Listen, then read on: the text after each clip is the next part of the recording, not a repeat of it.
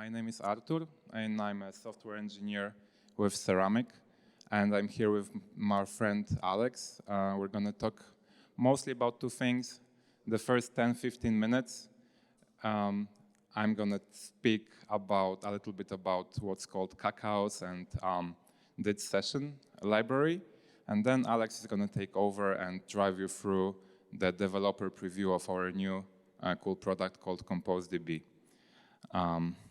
So let's get started. Not sure if you have heard of Ceramic, but basically, I hope you have. We've been in the Web3 data management space for 5-6 years now, coming up with new projects, new ideas, rapidly growing now, and looking forward to getting your questions and feedback about our products. Let's start with Cacao and DID session. A quick question about who of you haven't heard of Cacao and what it is? Okay, great. So Cacao is kind of like an abbreviation / acronym for chain agnostic capabilities. And the DID session is, first of all, who has heard what DID is or what DIDs are? Okay, so DIDs are basically decentralized identifiers, and it's a standard to describe many forms, many different applications for decentralized identifiers that are pretty useful in Web3 because as opposed to Web2, where you have lots of big companies, Facebook, Twitter, etc., having their own account identifiers that you don't know about really. In Web3, we take care and ownership of our own decentralized identifiers that we then use to connect with dApps so that dApps know about the data that we want to share with them. As mentioned, my name is Artur. I'm a software engineer at Ceramic. You have some details about how to reach out to me here, but of course we're going to be here for the rest of the day, so if any of this sounds interesting, please reach out and let's have a chat. Cool. So DID session is a library that is like a really simple, easy way to basically define, store, and recreate a Web3 session based on a DID and on a Cacao, basically. So the way it works is you create a session object. This session object gets its own DID key, and then you ask to authenticate this session with one of available authentication methods. The default one is sign-in with Ethereum.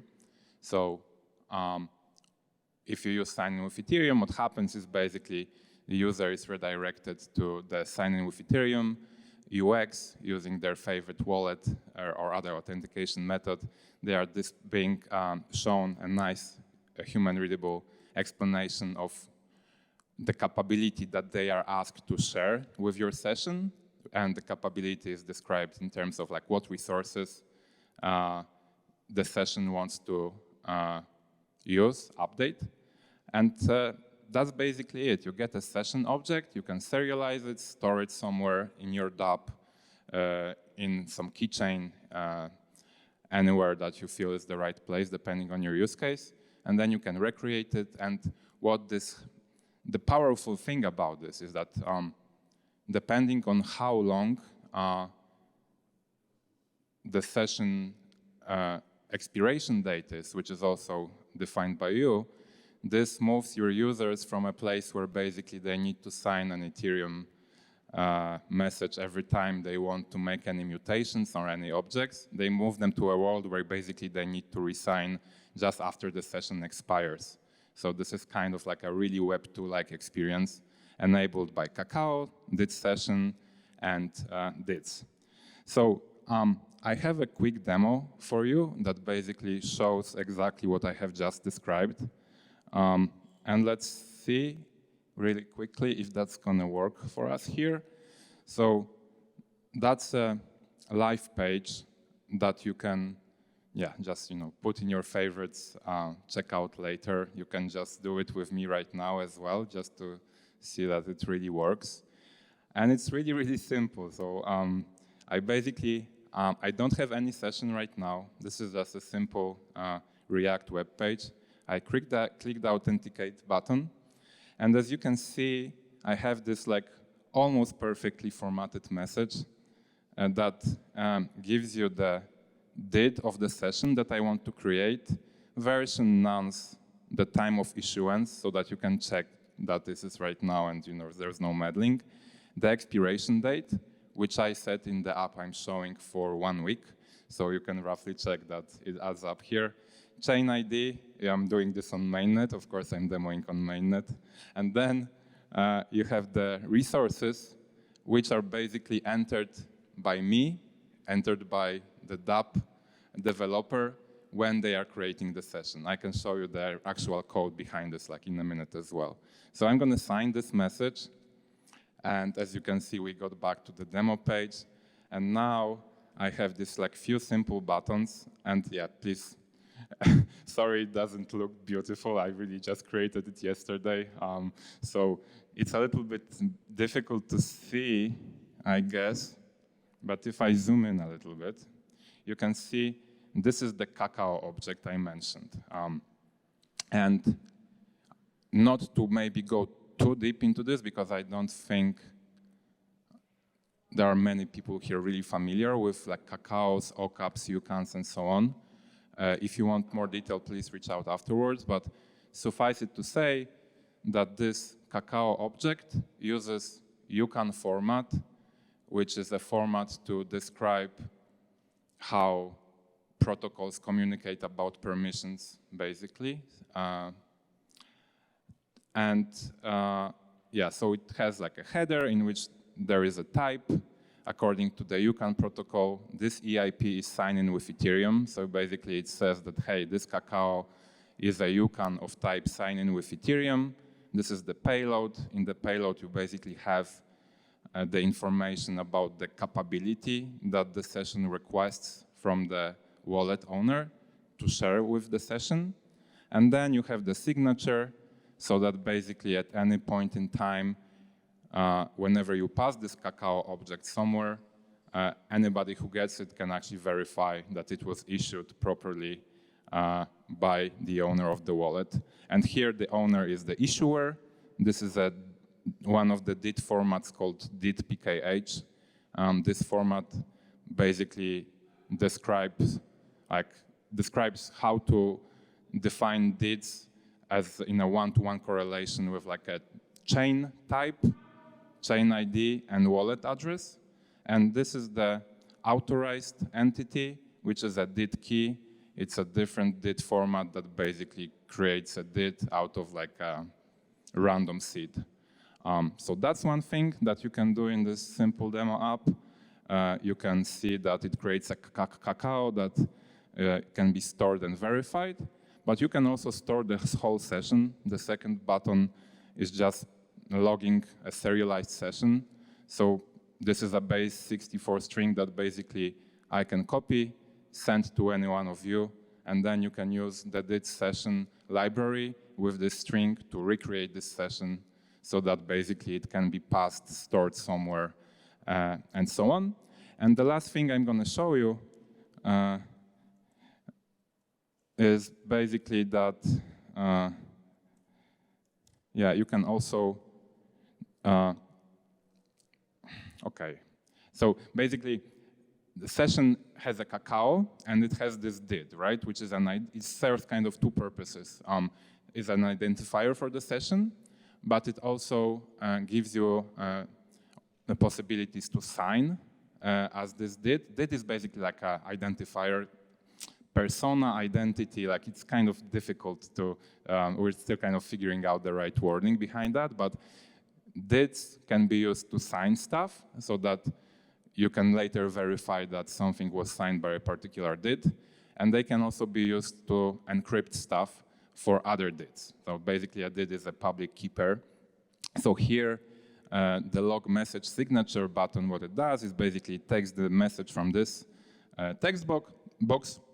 It uses the sessions did to sign this message, and it prints the signature. So basically, if I send this message and the signature to somebody, and the did of the session, they will be able to check that it was actually this did of this session that signed this message. And similarly, it's not shown here, but you can also use it, as I mentioned, to basically encrypt any message in a way that it will be only particular other dids will be able to decrypt it. So we can also use it for public, private, keeper encrypted communication between dids. Yeah, and that's, I think that's it for me. And the next, we can move to ComposeDB and Alex. What I'm here to talk about today is ComposeDB. So that's a very new product we just recently launched in the developer preview. The initial version, or like the current version I'm showing you right now, is one that supports relations specifically. So it's like I'll dive into it, but on a high level, imagine kind of like having database tables with a left join across Web3. So that's really the idea. So my name is Alex. I'm a protocol engineer at 3box. Feel free to reach out if you want to jump ahead. Like if you look at my GitHub, there is going to be a ComposeDB workshop there that we can run through together, and I'll also try to run with you through the demo here. I know that the internet has been the Wi-Fi a little bit flaky, so we'll see how that goes. I pray to the demo gods right now, how that's going to go. But to jump in, it's like, I think anybody of you that's familiar with Ceramic, it is all about data, metadata storage like off-chain, and then also giving agency back to the user. What I mean here with no agency is that in the current implementation of Web 2, you don't really own your data. It is all behind silos, it is all owned by companies, and it is not transferable. So if I would look at a journey from an end user today, you go, let's say, to a social app A. You sign up, again, you put in your name, you put in your username, your location, your birthday, you set everything up like how you had it before. Then you go over to the second social app, and you have to add it all over again. So at some point, it runs out of sync. At different point as well, like you cannot delete it. A lot of issues there. So what we're trying to do is kind of like use what is currently in the decentralized world. Like it's very bespoke, very application specific that you want to jump in. Let's for example say like IPFS is for file sharing, right? Like you have Filecoin, you have activity streams, blockchains, or for example the graph that's indexing data on chain. What we want to do is we want to index data, that's for example off-chain, but also give you batteries almost included to answer the question of like what's next. Once you use one core technology, where can you jump on next to really build very quickly a great application? And that's what's kind of like the impetus, what I would call for composable data, what we call composable data, to enable you to transfer and share data that you as the user are in control of with other applications that you authorize. And the key components for that are the existing Ceramic node that we already have. It's a little small, I think, here, but that's the underlying infrastructure. So if you have worked with Ceramic before, you're probably familiar with the node and like the anchoring service that runs in the background, like to anchors basically the proofs of your ownership onto like the blockchain and Ether in this case. And we've added an interface on top of that node, which is ComposeDB. So this is really the interface that lets you create, distribute, and discover commonly accepted data schemas. And what we mean with commonly accepted is schemas that you create and are also discoverable by the community. And those are what we call data composites. So composites really, if you imagine, are schemas, like almost kind of like a SQL schema you write up. You create the relations, you put them together, it's all through GraphQL, and can then, if you're satisfied with them for a release, publish them on mainnet for other people to discover. And you'll see that going through the demo as well. So what we really envision here is kind of like a de-siloed data. So as I mentioned before with the example of the social applications, if we take that user profile example, you create or somebody creates a user profile composite. that's being adopted by the application. You publish it to the broader ecosystem. Another developer can just grab it, download it, use it on their application, and then like magically your information syncs over. And that comes with a consensus on data models. And what that really also means is because of the discoverability and the adoption, that's kind of like a consensus of what should be out there. The data flow example and the user agency is what I described before. It's really about putting the data and the agency back into your hands, really.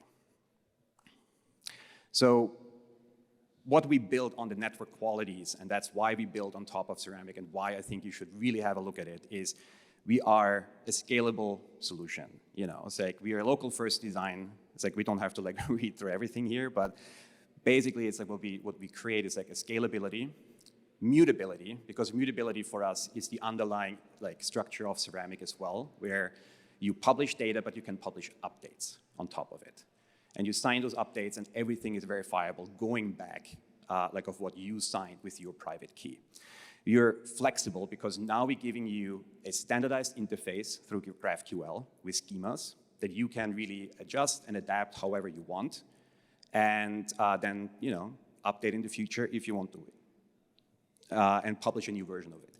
What has to just singled out here is schemas or composites. Once you create them and publish them, they are immutable. And they have to be immutable because otherwise the data contract or reusability of the data model falls apart. So you can update, like you can publish a new version, but of course the old schema is not updatable. And then interoperability, and that's where Artur already talked about, it's like the identity is built in. The GraphQL interface is built in. And that's what we really want to like push out there to say like, hey, battery is half included at the current time. So we really like trying to solve Web3 with Ceramic, giving you dynamic content, a decentralized peer-to-peer network, the flexible data models I touched on, and then decentralized DIDs. And that's all basically within one ecosystem that you can just jump on in. And what we're really trying to like enable here is the building blocks of the kind of like always the question of what next. You find the one technology, you want to build something on top of it. Now we can, Ceramic lets you coordinate like DAOs, communities, not just votes, because you can store the metadata on the network as well through more complex data, discovery. You have DeFi, where it can really turn into a full stack finance, where you can like store additional information about transaction ledgers. You can aggregate accounts into a single ID. So those are all new ways to really unlock DeFi as well. And last but not least is, of course, extensions of NFTs where you can build reputational systems on top of it. You can have continuous content development because you have that update layer that's essentially built in. And really encourages also kind of like the social participation where we enable the creators and the communities to really start building on top of their applications and start coming in through that shared data ecosystem. So who's building on Ceramic today? We already have large-scale implementations, for example, with Gitcoin. So if you are familiar with the Gitcoin grant system and you have used it and have received a stamp, those stamps are stored in Ceramic. So you've already like touched on that network. And then we have like really exciting new projects that are like in flight right now in the ecosystem space, in gaming space, but also, not surprisingly, but a little surprisingly, like ran into a lot of like developers in you here as well that already building on the developer preview, even though the first version I think we shipped 2 months ago, and like the latest release was just shipped like 2 weeks ago. So thank you for building on top of it already. And then, shameless plug here, we are hiring. So I'll just leave this up for a second while musing around because we need your help. We're like an ambitious team. We're about 25 people currently, but we just need your expertise and also like through this workshop as well, looking for feedback from you to make this product better. I just don't want to hand too much that is a developer preview, but that's why we say battery is half included. We need your feedback to make it better and make it suitable for you. And then I think we can jump into the demo. But before maybe that, like I can answer some overarching questions if you have them. If not, yeah, we can also just move into it. So it seems like everything is running so far, so that's fun. Like I'll also like recommend you if you want to get along with like the demo, or we can do like afterwards jump in and just help you walking through it. Very simple. It's like we get you started with the installation, so it will install the ComposeDB CLI. Oh yeah. Is this better? Okay. Yeah, here we go. So this will essentially just like walk you through the installation itself, but like you need the ComposeDB client and the Ceramic network client, which is the node. Like after you've installed those, it's like I've heard that the add next is not necessary anymore. So if you just install the current versions, you're good to go. After that's done, what you want to do, you want to create a private key.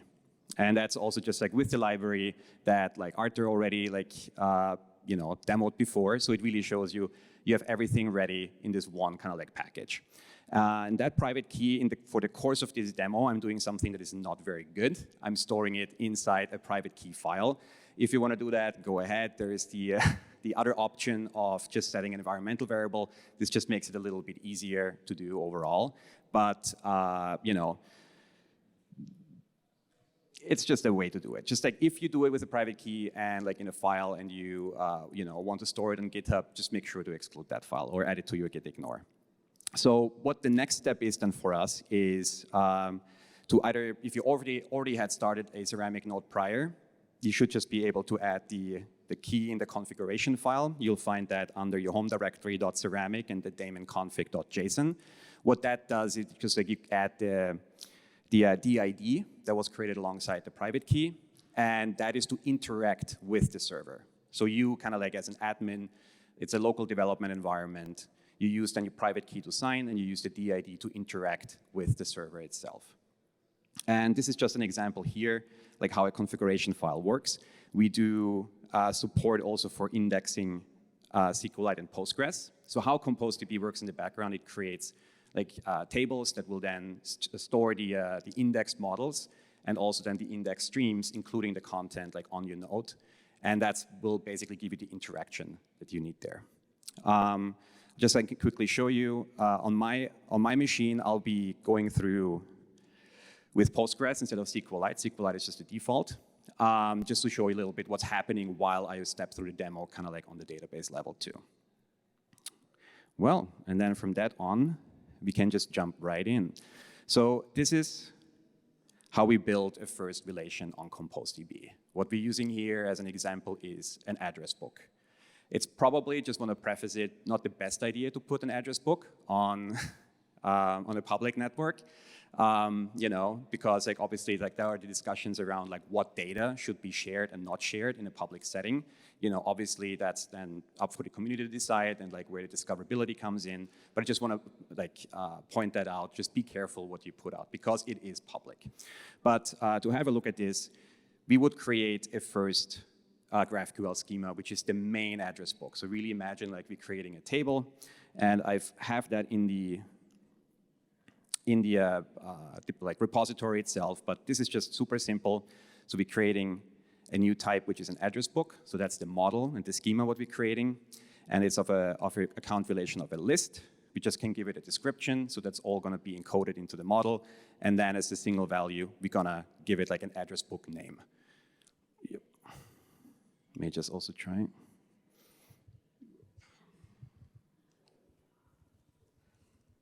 Is this a little bit better? Cool. Yeah, so I just like we give it like a single property of an address book name. So that's essentially the first schema we're creating. And what we do here is then to create the composite for the address book schema. And what we do here is, and Artur, feel free to jump in if you want to have like any additional information. So we use the ComposeDB CLI to use that GraphQL schema file to create kind of like the encoded representation in JSON signed with our private key. So if I run this, and this is where we use our command line magic a little bit to cut it out there without not seeing it. And boom, it created the schema, the composite, and it created it against our running node here. So you see that immediately it was that it said it started indexing for the model. and it started creating the database table. So if I go back onto my Postgres database, I see now this model was created with the encoded ID. That's the stream ID, like the model ID essentially that's like assigned to that model, which we'll need in a little bit as well to reference the composite, the second one, which brings us,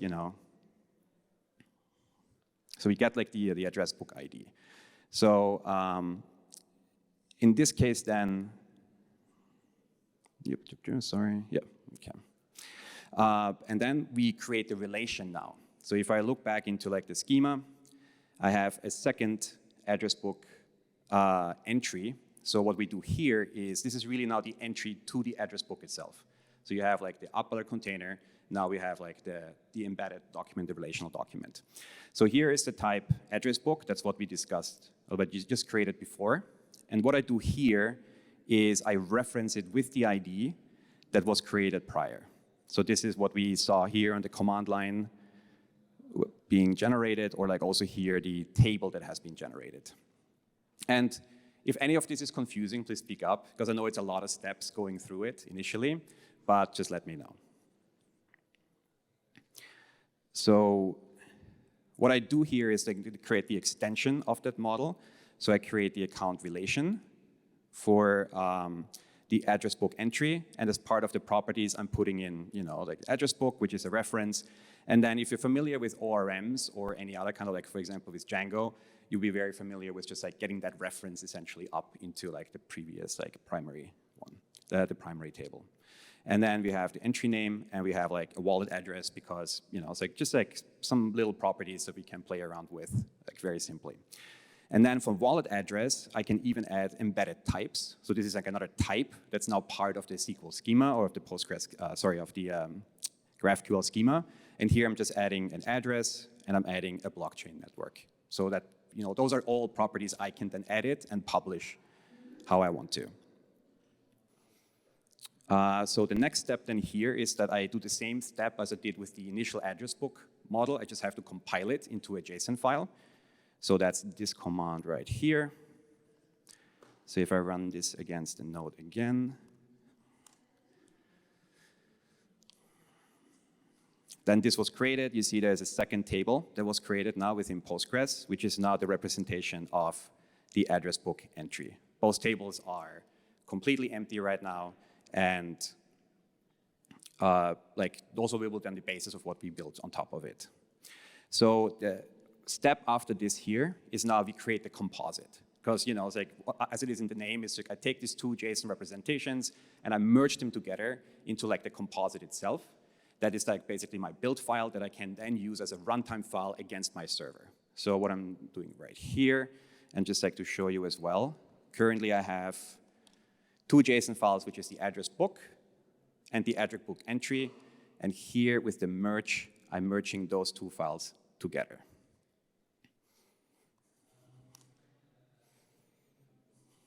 So this created now for me my merged composite. So this is really what we're going to use for now to interact then through the GraphQL interface like of the on the node. And then the last step I have to do here is to deploy this merged composite onto my node. So now I can know, it's like that's essentially now building the interface to be able to interact with the composite on the node. And we do that right here. Oop, yep, I saw, boom. And this has been now deployed. And this is like the representation here. It has been added to the node as well. It is ready to be interacted with. So for the runtime steps, what we have to do now is like, this is normally where the development from the back end ends. Like this is where now like your front-end application would jump in, you build your React app, you build everything on top of it how you want it. But since we just want to make like a quick demo against the node itself, like ComposeDB ships with a GraphQL client, a GraphQL server. It's graphical, so it's like right off the box. You can use it to like query and interact with your composites, just to help you and aid you in the development process. And for that, I'm creating now what's called like the runtime file, right? Because you need that runtime file that you would reference in that front-end application to get those interfaces through GraphQL. So if I create that runtime file now, we're good to go. So the only thing I have to do now is part of the process is to run the graphical server. So as you can see, it is built in. You also connect now against the node directly with your private key. So that's just like to enable you to interact and create the mutations and add data to it. So if I do that here, I run this. Server is listening. So if I open up the URL, which is the same one that is right here, you are now connected directly to the API, basically, the GraphQL API. If I go back to the example, so if I just want to, like, let's say, query the address book. So this is just the single first model that we created. And I just like query against the address book. Obviously, nothing is going to come back because we haven't added any data yet. So this is completely empty. Looking at the database, we can confirm that by if I look against the address book table here. Oh, yeah, thank you. OK, so here we go. So this is completely empty, nothing in the table. So we create then our very first entry, which is, within GraphQL is called the mutation. So we reference here our model. And here are our query variables for the mutation itself. So if you're unfamiliar with like GraphQL, I would say like just read into it. It's fairly standard like going forward. But like on the high level, we just say we want to create a new address book entry, in our model, in our document, and then we just like put in the address book name. ID is just like a reference of the ID that would be created anyway. But I can just say here, this is like IPFS Camp 2022. And if I run it, it just created the address book entry. I can do a second one and can just say Alex's book. Run it, creates the second entry. Going back now to our previous query of the address book, obviously now you will see I have two entries in here. I just have to take this out. And you see here, I have the IPFS Camp entry, and I have the Alex book entry. So that's really just like the initial address book that's been created. So as the more interesting step now, we create a new address book entry into the address book. So as we did before as well, I put this essentially like as the schema, and then here I put the values I want to put in. But as you can see here, it asks now which address book do you want to put it in. And this is where, obviously as part of the application, you would keep track of the stream IDs. But in this case, like I can say I want to put this in my IPFS camp because I want to get in touch with all of you. And put the stream ID in. So that created now the entry into the address book entry. So we have like those two data streams are now completely unrelated. Like they're still, like related, but they're like not being queried right now as one. And if I look into the database backend, here are the two address books where you can even see as a stream content, it is in plain text in a JSON. So these are the two entries. And then if I have a look into the address book entry itself, the model representation, you see I have that in here as well. So now the fun part where we query the final composite. And the composite is, as you can see here, is that we querying the address book entry, we use the book as the reference already, like that we created before. So as a reminder, that is here in the address book entry schema. We have a book, and the book is the property, the reference to the previous table, to the upper table. So if I run this now against the node, we should have a nice representation of all the stuff we created. So here we go. And there it is. So it creates, like, it pulled out the IPFS entry with my fantastic entry right here. And that's kind of like, where you build on top of it, and you keep on building, and you start kind of like the iteration process of those composites. But with that, you hopefully are ComposeDB Pro. I know there is a lot of steps still like in between. Thank you. Still steps in between, and we are continuously like improving the user experience and development experience. But there are, if you're interested in building schemas, I would recommend you have a look at composedb.js.org.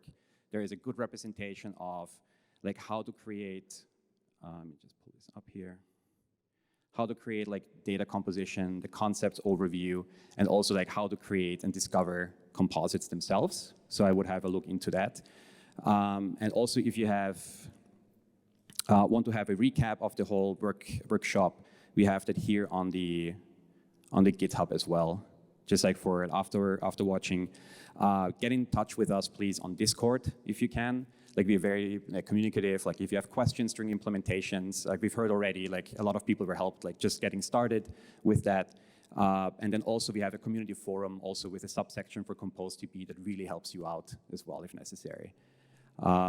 Yeah, and I hope with that I got you somewhat excited about ComposeDB and what we're building. Are there any questions? Awesome. Thank you guys so much. Let's give them a hand.